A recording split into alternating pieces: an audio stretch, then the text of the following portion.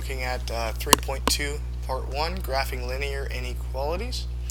I'll have a worksheet attached that you guys can go ahead and work on as well for your homework assignment.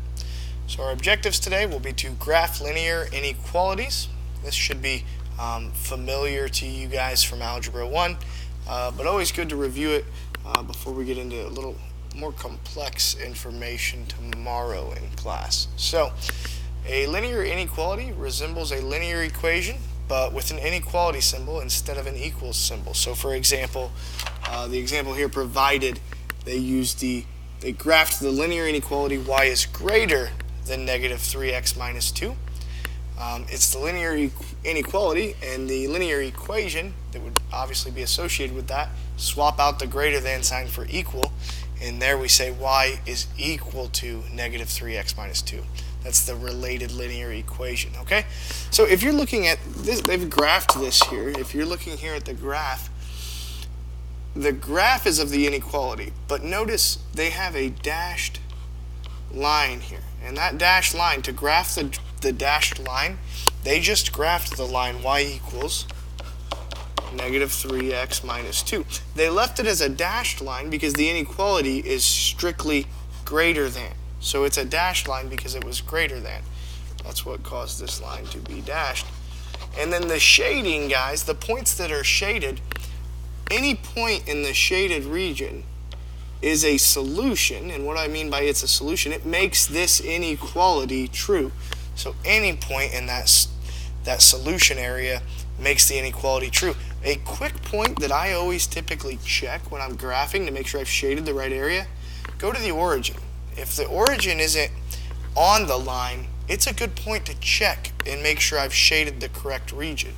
So if I plug in the point, so the origin, that's the point 0, 0. If I plug that into the inequality, is 0, that's my y-coordinate, greater than negative 3 times 0 minus 2. Is this a true inequality? And so if I simplify this, this says 0 is greater than negative 3 times 0 is just 0 minus 2, negative 2. Well, yeah, that's true. So that's why that is part of the solution set. I've shaded in that direction. Any other point I pick here in the shaded area, if I picked the coordinates and plugged them in, any point there would make a true inequality. So let's go ahead and let's graph some of these, okay? So the boundary line is always going to be a dashed or solid line on the graph. The shaded region, that again, it just indicates where the solutions are located, what makes it true, okay, the points that make it true. This first one, very simple. Y is greater than or equal to negative 3. So the boundary, or the associated linear equation, is y equals negative 3. So that is along here. And is this going to be a dashed line or a solid line? Okay, I've made a dashed line just for a second. But you've got to think, okay, it's a greater than or equal to, so that means it is going to be a solid line. It will not be a dashed line. It will be a solid because it's or equal to. That line is part of the solutions. All right. And so if I am checking points to see where I should shade, well, where are y values greater than negative 3? Well, y values are greater than negative 3 at negative 2, negative 1.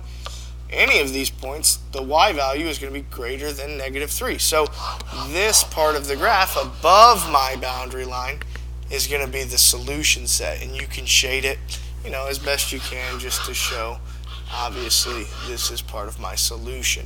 Okay? So this was my boundary line.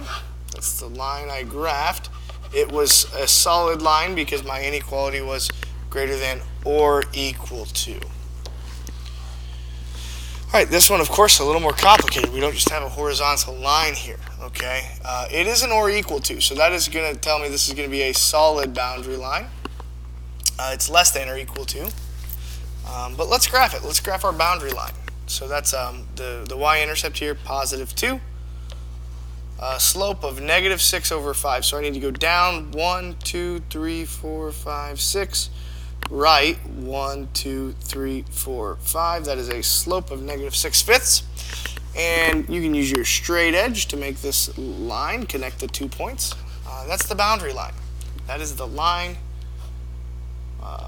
y equals negative 6/5 x plus 2.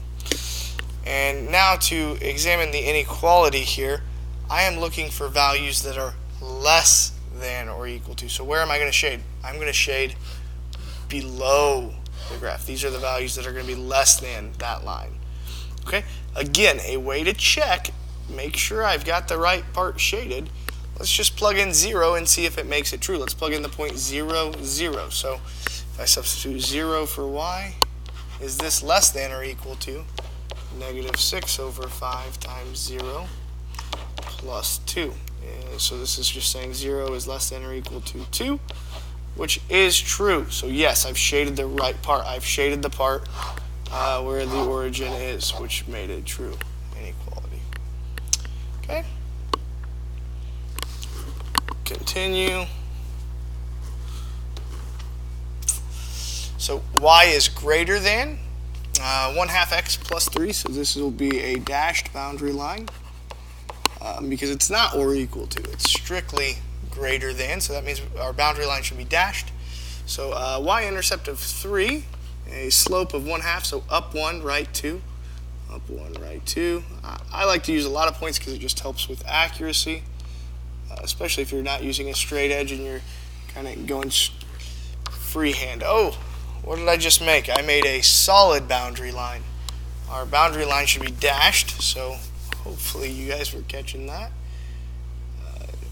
Easy mistake to make, but yes, make sure you have the correct format for your boundary line and don't just make them all solid lines. Okay, so use my eraser there. Now I've got a dashed boundary line. So y values that are greater than that, so we're going to be shading above this boundary line. So the shaded part of the graph here, that's going to be the solution sets.